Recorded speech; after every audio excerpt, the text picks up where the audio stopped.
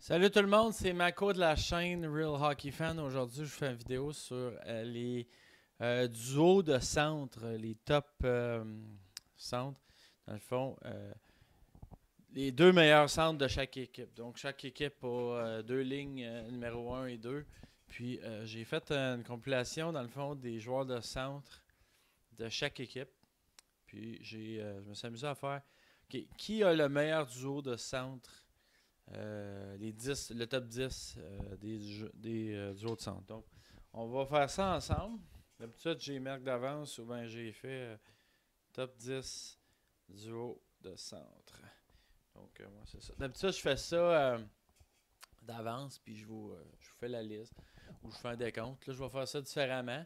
Je vais faire, dans le fond, avec vous autres, on va commencer par le numéro 10 des joueurs qui ont plus qui sont, selon moi, les meilleurs duos de centre dans la Ligue nationale de hockey. Donc, on va regarder ça ensemble.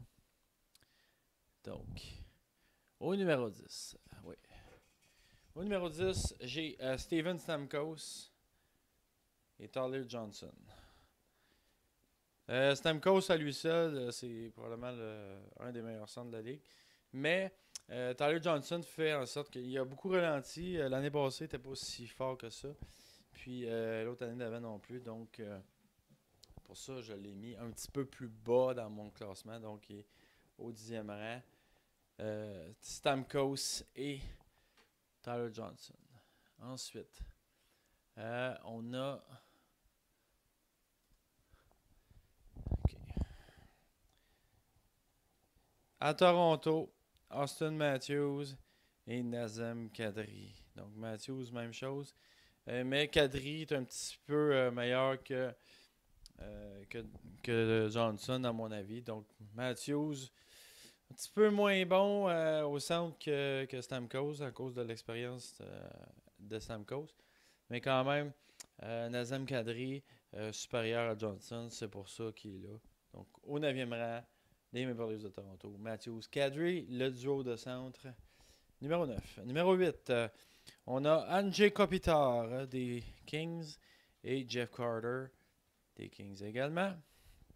Donc, un autre très bon duo de centre, Carter.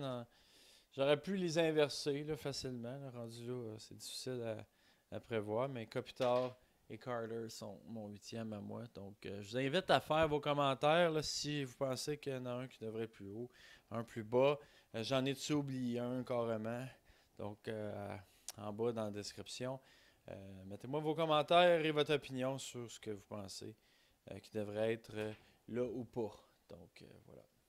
Ensuite, au 7e rang, on a. Ouais, ok. Au 7e rang, on a.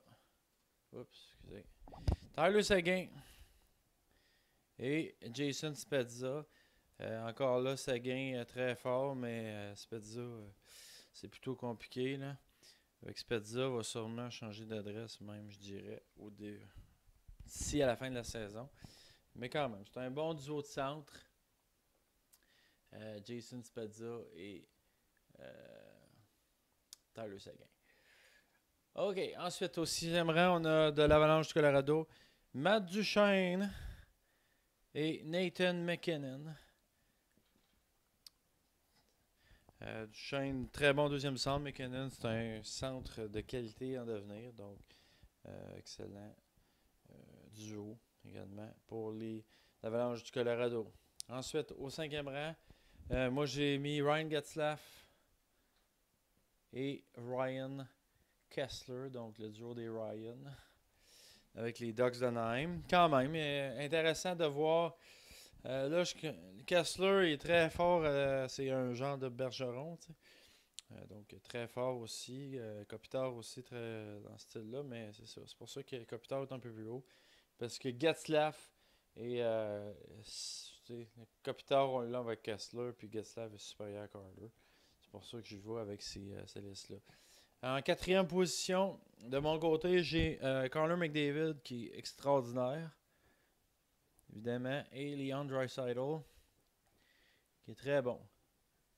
Donc, je l'ai mis une petite coche en avant de Kessler puis Getzlaf, mais c'est pas encore un duo de centre extraordinaire. Donc, on va y aller de ce côté-là. Après ça, on va y aller avec centre des... Oups. Bon, excusez. On va l'avoir un jour. Bon.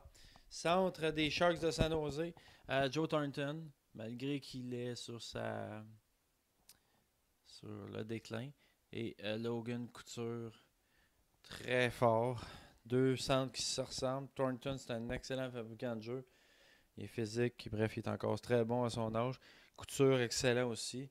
C'est probablement ça commence à être des duos là, extraordinaires dans les deux cas.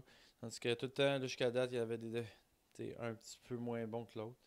Donc, c'est pour ça que je suis allé avec Couture, troisième, et Joe Thornton. Au deuxième rang, vous allez voir, là, deuxième rang, bon, excusez, j'essaie de me rappeler. J'essaie de me rappeler parce que j'ai pas mes notes. Ah oui, bon. Niklas Backstrom des Capitals avec Kuznetsov. En tout cas, voilà. Donc, c'est encore là deux excellents fabricants de jeux extraordinaires. Je les ai mis une coche en haut. Kuznetsov est en train de devenir une superstar dans la ligue. Puis Backstrom, il l'est déjà. Donc, mais ça peut être interchangé là, facilement. Et sûrement, vous allez me voir venir avec le numéro 1.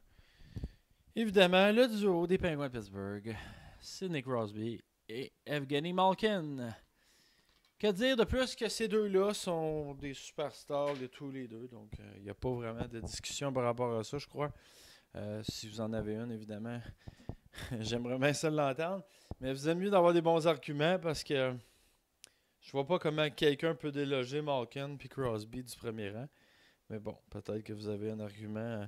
Oui, il y en a qui sont pas là, effectivement. Bon, on pense à Jonathan Toews. Mais le deuxième centre à Chicago, c'est pas nécessairement dans la même gamme que ceux-là. Il y en a d'autres aussi, je ne veux pas te les énumérer. Mais bon, s'il y a des centres que vous pensez que devraient être là, qui sont pas là, bref, comme je vous disais, mettez-les dans la description en bas. Ça va me faire plaisir d'argumenter avec vous. Puis, c'est ça. Abonnez-vous à ma chaîne, c'est bien important pour moi. J'adore ça quand les gens participent. Partage la vidéo si tu as aimé ça. Puis si tu penses que quelqu'un peut apprécier le contenu. Puis même petit pouce vers le haut. Bien intéressant aussi. Ça m'aide à avoir l'engagement de la vidéo qui est intéressé par le contenu. Des fois, on veut juste partager, on veut juste la regarder. Je suis comme ça aussi. Mais c'est bien important. Mettez un petit pouce. Ça m'aide à savoir comment va le contenu de ma chaîne. Donc, j'en fais des vidéos comme ça, du lundi au jeudi. Donc, je vous invite à participer et surtout être à l'écoute de ces vidéos. Je vais en faire plein comme ça, des séries de vidéos. Je fais des vidéos sur l'actualité, un petit peu de tout. Donc, je vous invite à être au rendez-vous. Donc, merci de votre écoute. Puis, j'espère vous voir dans un prochain vidéo. Ciao tout le monde. À la prochaine.